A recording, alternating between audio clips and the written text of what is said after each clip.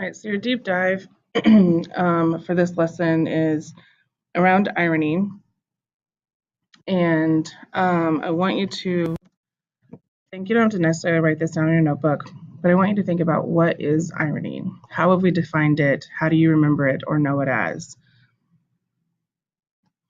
So hopefully you thought of one of these three things, that irony is when the opposite of what you expect to happen happens, or it's a contradiction between what is expected and what actually happens.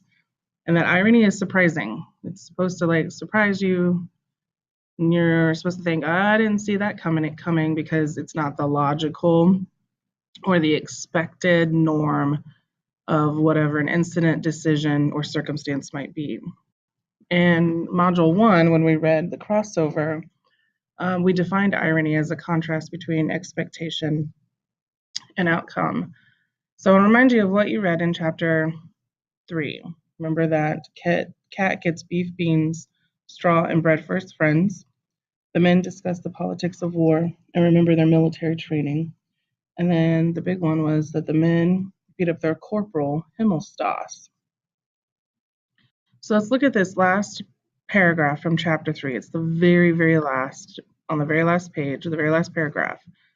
And I want us to see or try to figure out, how is this last paragraph an example of irony, that unexpected outcome to a situation, or how is it surprising?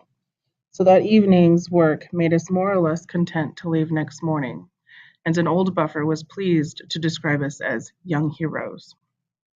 So in your notebook, write down, how does this last paragraph provide an example of irony? How is this ironic? Hopefully you put something similar to one of these three things. The old man calls them heroes when they're just thrown a bedsheet over their old corporal and beat him up. Doesn't sound very heroic, does it? Someone calls them heroes, but they just committed a military crime. Or maybe you have something like, they aren't really heroes because they didn't face Himmelstas. They beat him up when they couldn't fight back or report him. So instead of dealing with it or fighting back or reporting him, they felt like they couldn't do any of those things. They killed him. So in their minds, or in our minds maybe even, it's not a very heroic deed. You're not really being brave or stepping up your game. In this case, it almost seems like the coward's way out. I say that only because of the situation, not necessarily it's how I truly believe about it. So when we think of the words hero, or the word hero, what kind of behavior do we expect out of heroes? What are your expectations when you hear the word hero? Maybe it's one of these things: acts of bravery and courage, standing up for what is right, defeating the bad guys, being loyal and honest, defending the weak. Do you think of anything like that? So the old buffer, that was like an old man, calling the soldiers heroes is ironic because they behaved exactly the opposite. They didn't fit into this act of bravery and courage, standing up for what is right. They didn't defend the weak. Instead, they took out somebody. So quick write, this can go in your notebook.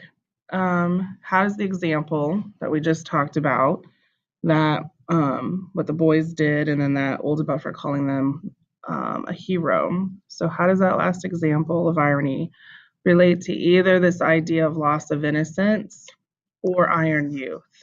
So what's the connection? What's the relationship between that ironic situation and the whole concept of loss of innocence or iron youth?